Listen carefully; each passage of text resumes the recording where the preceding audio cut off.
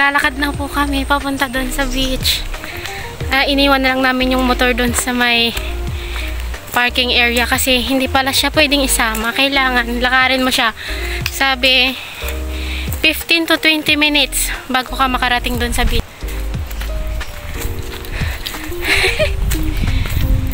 Hindi ka na makangiti. Ginawa talaga tong jacket, itong bag na to para sa ganito eh. Hindi mo naman. Ginawa talaga tong bag na to para dito sa hiking na ganito. Para hindi magalaw. Ay, kung mapapansin nyo, kaming dalawa lang ni Daddy. Iniwan namin si Ken Ken kasi ayon nga dun sa na-search namin sa na-search namin is maglalakad nga daw ng 15 to 20 minutes, tsaka malayo siya sa main road, kaya ayan, nakakahinga, pero naman, enjoy, you know. Daanan sa baba.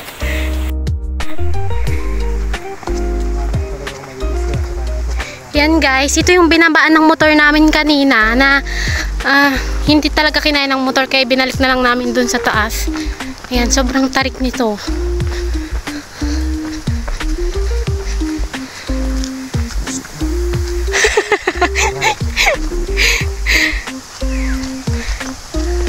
So another experience na naman to sa aming dalawa.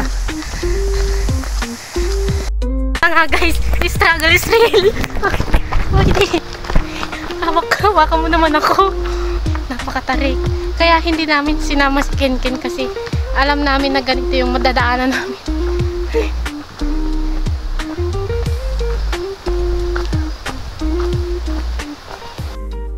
Diretso lang tayo guys. Kasi dito daw yung daan.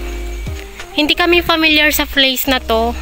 First time lang din namin dito. Kaya hindi rin namin alam.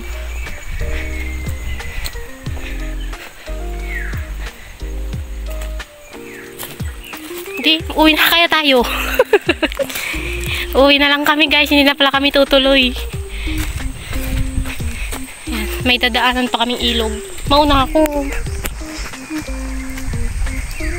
Bari-bari. Ito yung stream.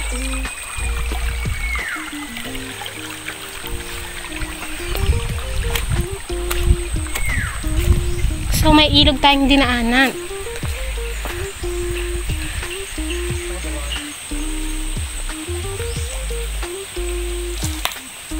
Pinibilisan na namin yung lakad namin para hindi kami mahapunan dito sa lugar. Kasi hindi pa kami nakakarating doon sa beach. Pero grabe na yung pawis namin.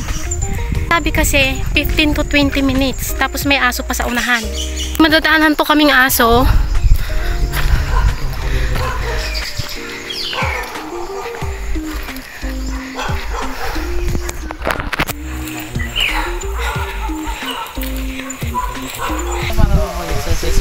Ito yung tubong.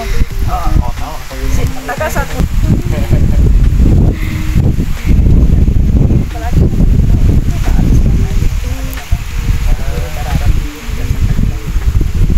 tagasan naman din po.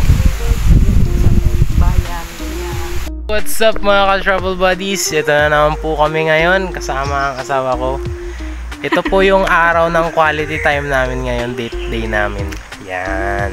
Nasa po kami ngayon, nasa Tubong Bani, Pangasinan. Yan. Ito yung tinatawag nilang Tubong Stream. Yan. Sa may banda rito ang part na to. Ito nga pala is, ang place na to is, yung tubig is tubig tabang siya, hindi siya maalat. Guys, pwede nga pala kayong magbanlaw dito kung kakagaling nyo lang maligo dun sa dagat. Kasi matabang yung tubig. Ayun o.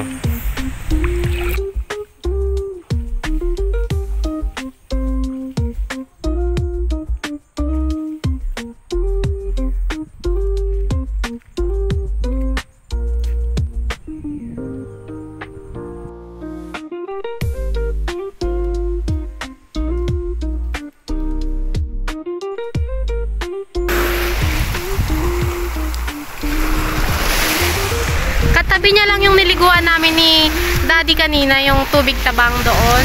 Tapos ito lang yung dagat. Ayan. Magkatabi lang talaga sila as in.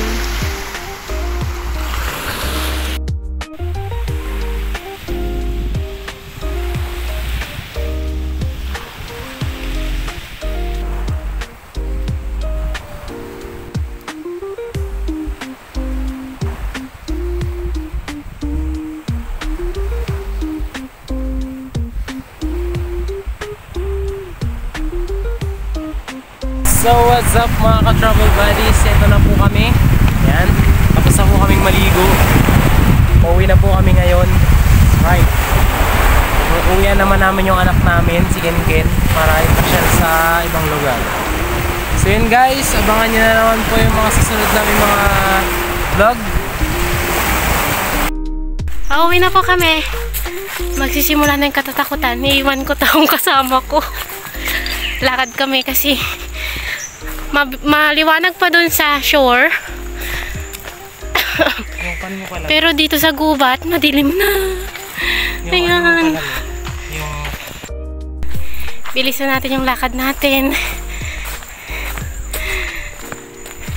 Kasi gutom na daw yung isa dyan. Hindi pala kami nagbaon kanina. Kasi akala namin yung pupuntahan namin is hindi namin in-expect na ganito kasi walang kabahay-bahay dito sa daan, pero dun sa beach may mga bahay doon, kaya pero pag dito sa daan, ayan, sobrang tahimik. Muntik pa kaming umuwi kanina kasi takot yung isa dyan. Ayan, takot. Parang baliktad yata yun. Tahimik na tayo guys kasi hapon na. Tahimik na naman.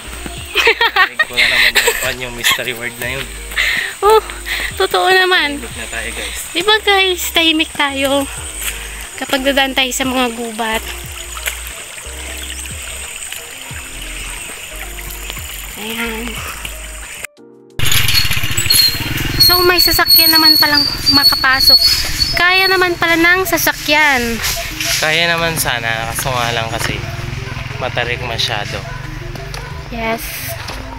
Kaya hindi na namin ni-risk, lalo na para sa kaligtasan na rin ng aming motor.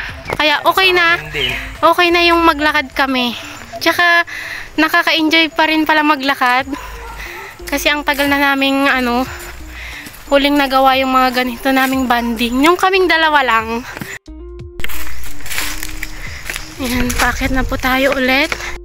Daanan natin kapag pauwi na tayo, sobrang taas.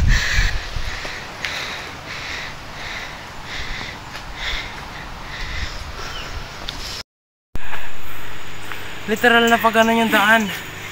Yes, literal. Our kind of bonding. Pampatatag to ng relasyon, guys. Hiking talagang literal. Hindi ko na yan ang motor ko kanina. Nagdire-diretso sana tayo doon na eh. Kung hindi ko ginilit doon, dire-diretso tayo. Patatag to ng relasyon, guys, yung mga ganitong experience. Ayun na. Arte niya, guys, oh. Dito na po kami ngayon sa Patag. Pauwi na kami. Nakarating na kami dito sa pinag-iwanan namin ng motor. Let's go. I'm tired.